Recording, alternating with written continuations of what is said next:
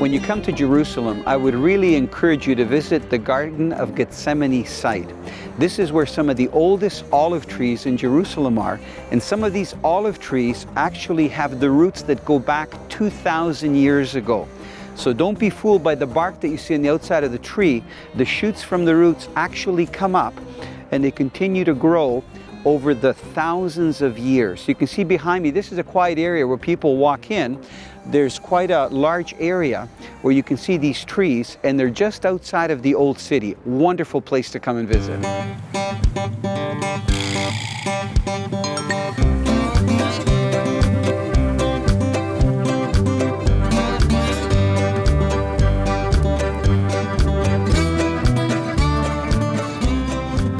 Being a professional fisherman and having fished for a variety of fish, both saltwater and freshwater, all over the world, I'm a firm believer that if you can, you should have the right equipment for the specific type of fishing that you're doing. For example, if you live somewhere like here in Israel and you fish the Mediterranean or the Red Sea, you should really have serious saltwater gear, saltwater rods, saltwater reels that have a high line capacity, and are also rods and reels that are salt resistant.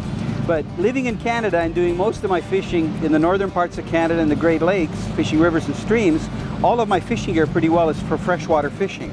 But what I've done is taken some of my heaviest actions of freshwater gear, using it here to throw. Oh, okay. Is he on? He's off. I just had a fish on. So this is how good the fishing is here in the Mediterranean. So what I'm using, this is a 7-foot, 4-inch Magnum rod. And we're going to see how well it does. And I've got it loaded with a counter reel that we use for downrigging. This particular rod is part of the Magnum Catfish series, and it's got a live rating of 15 to 30 pound test. And the counter reel that I have on here is used for Great Lakes fishing. This fish is way back there, so I'm going to try to keep the pressure on. And I've taken the clicker off so you can hear me talking.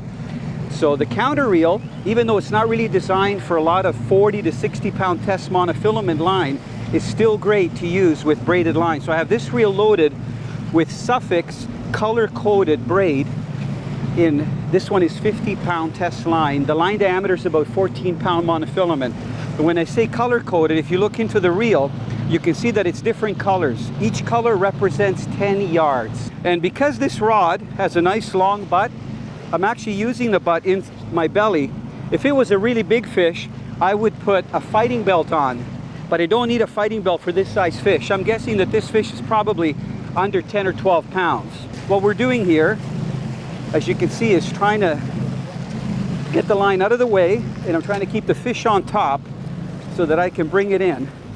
Now, when I reel the fish in about 6 feet away from the rod tip, I'm going to stop reeling and I'm going to walk back so that the person grabbing the fish doesn't have too much tension on the line. So I'm going to bring it right there, and I'm going to walk back, and hopefully he'll be able to get the gaff into it. He's trying, he's got the line. It's not as easy as this looks. I think he's got it. And this is where you have to be very careful when the fish comes into the boat. Even a small fish like this that's under 12 pounds, whether it's a king mackerel or a dolphin fish or tuna, it's very important to let the fish thrash around. Don't go over there trying to get the hook out, because you can either get cut by the fish's teeth as it's flopping or actually get the hook in your hand. So the best thing is either to disable the fish or to wait till it's done thrashing and then get the hook out of it. In this case, he's thrown the hook, which is great. Canadian Sport Fishing has been brought to you by Rapala Premium Fishing Gear, crafted from experience. Yamaha on the water. This is my Yamaha. What kind of Yamaha are you? Dickies, a legend in work since 1922. Lucky Strike. More fish fight with a Lucky Strike. We've had such nice weather here, you know. We've had a little bit of rain, but it's only rained at night during the 10 days that we've been in Israel. So most of the days it gets cool at night. You know, we're here in November, December, and during the day we've had up to 24 to 26 degrees centigrade, which is wonderful weather. I like how you're reeling it nice and slow, Barb, because it's coming from about 100 feet of water. Let's see what it is. It's oh, look at this. Look at Barbara. Oh, I got you the win. fish of the day. Now, this isn't the kind that's poisonous, is it? No. No, okay. What a pretty fish, Barb. Look at him. This is like an aquarium fish. Come on, little fishy. You liked your squid, Barb, Yes. that's for sure. Yes. And bye-bye.